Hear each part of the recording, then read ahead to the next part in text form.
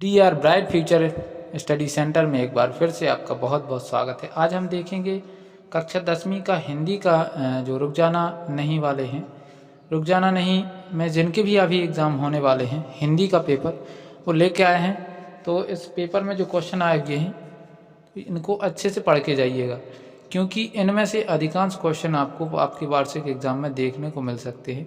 तो आप एक बार इन सभी क्वेश्चनों को ज़रूर देखिएगा, आपको यही पेपर में देखने को मिल सकते हैं, क्योंकि ये क्वेश्चन बहुत ही ज़्यादा इम्पोर्टेंट है इस वर्ष के लिए, है ना।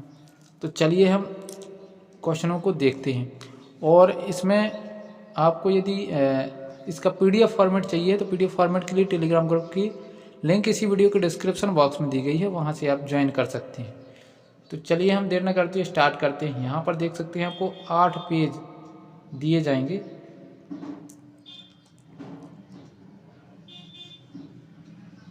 आठ पेज दिए जाएंगे उस पेपर में 28 प्रश्न होंगे, जिसमें थोड़ा और इसको कर देता हूँ मैं। और ये कोड देख सकते हैं, हिंदी का पेपर है आपका, 3 घंटे की टाइम है, बाकी 80 नंबर का पेपर, ये तो पता ही है आपको। तो बाकी हम डायरेक्ट इस क्वेश्चन की बात करते हैं। तो क्वेश्चन इसमें देखिए, पहला क्वेश्चन वैकल्पिक क्वेश्चन पूछा जाएगा आपसे। पहले में है पथ की पहचान कविता के रचनाकार कौन है। तो ये आपको पता होगा, हरिवंश राय बच्चन। पथ की जो पहचान है, पथ की पहचान कविता के रचनाकार हरिवंश राय बच्चन जी हैं। तो इसको ध्यान रखिएगा, है ना।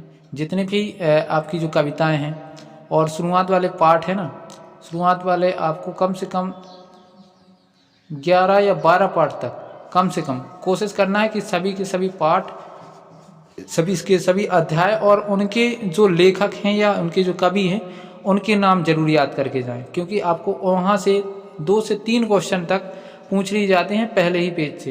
एक पाठ का नाम और लेखक, है ना, इस पाठ की रचना किसने की, ये। और दूसरा आपको करना है कि जो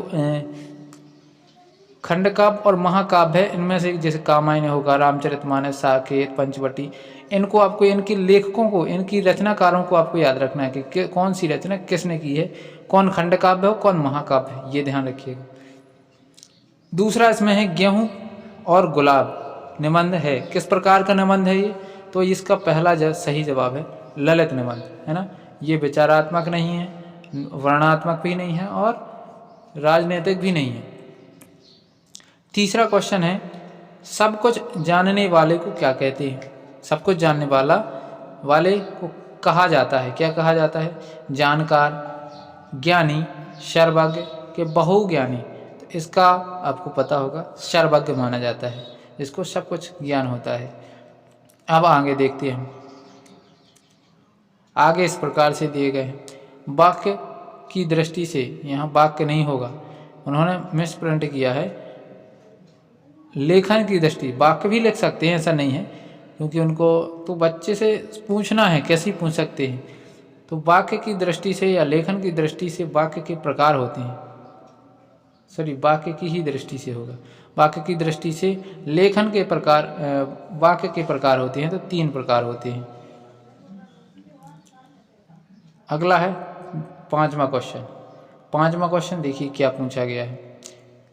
सर्वाधिक लोकप्रिय महाकाव्य कौन सा है। सबसे ज़्यादा जो लोकप्रिय है, सबसे ज़्यादा जिसको लगभग हर व्यक्ति जानता है, जो 8-9 साल के बच्चा तक जानता है कि जो है इस महाकाव्य को, उसका नाम क्या है। उसमें आपको ऑप्शन दिए गए हैं। Option A Ramcharitmanas, option B Kamayani, option C है आपका साकेत और ऑप्शन डी पद्मावत। तो इसका जो सही जवाब है ऑप्शन ए, आप देख सकते हैं यहाँ पर।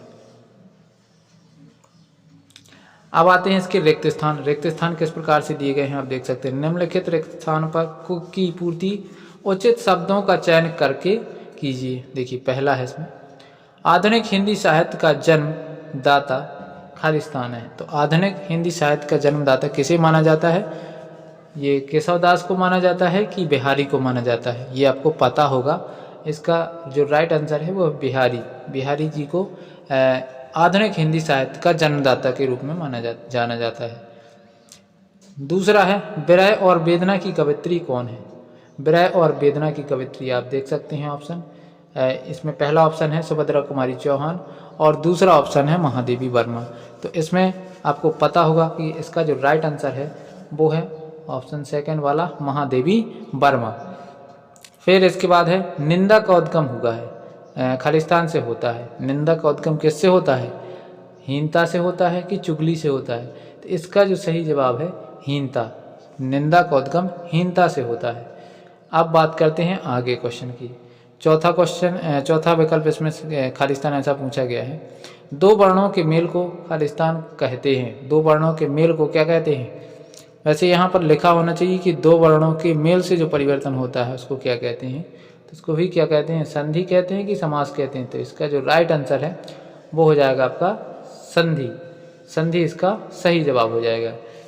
अब अगला जो क्वेश्चन है इस प्रकार से है, रंगमंच पर अभिनय आदि देखकर रसानुभूति कराने वाला खालिस्तान कहलाता है। क्या कहलाता है? श्रव्य काव्य कहलाता है कि दृश्य काव्य कहलाता है? जिसको देखकर हम आनंद ले सकते हैं उसको दृश्य काव्य बोलेंगे, और जिसको सुनकर आनंद की अनुभूति लेते हैं उसको श्रव्य काव्य बोलते हैं। यहाँ पर देखकर की बात हो रही है कि देखकर जिस भी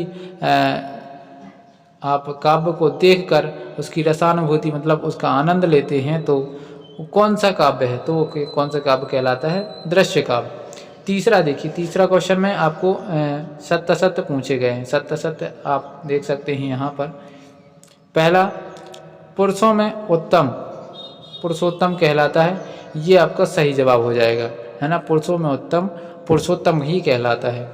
दूसरा वाला है, अनाथ के माता पिता होते हैं। क्या ऐसा कभी सुना है कि अनाथ के भी माता पिता होते हैं? गलत हो जाएगा, अनाथ के माता पिता नहीं होते, तभी तो उसको अनाथ बोलते हैं। माता पिता होते तो अनाथ थोड़ी बोलते। गांव का आदमी निरक्षर भले ही हो लेकिन सुसंस्कृत होता है। सुसंस्कृत मतलब उसमें संस्कार होते हैं, वो बड़ों की आज्ञा का पालन करता है, उनको कभी भी ऊंची आवाज़ में बात नहीं करता है। तो ये इसका सही जवाब सही हो जाएगा ये क्वेश्चन, है ना। ये जब सत्य सत्य में सत्य हो जाएगा। चौथा है, युधिष्ठिर के उत्तरों से यक्ष प्रसन्न हो गए थे। ये भी सही जवाब है, क्योंकि जब वो तालाब में पानी पी रहे थे सभी उसके भाई, तो किसी ने भी जवाब नहीं देना उचित नहीं समझा, पहले वो पानी पीने लगे। बाद में युधिष्ठिर जी गए तो उन्होंने सभी क्वेश्चनों के उनके जवाब दिए तो वो प्रसन्न हो गए थे, है ना। ये आपको कहानी सी थोड़ा याद भी होगी। पांचवा है, आकाश का पर्यायवाची कमल है। ये गलत हो जाएगा, आकाश का पर्यायवाची कमल थोड़ी होता है। अब बात करते हैं हम इसके सही जोड़ियों की चौथे क्वेश्चन में। तो सही जोड़ियाँ इस प्रकार से दी गई हैं, आप देख सकते हैं।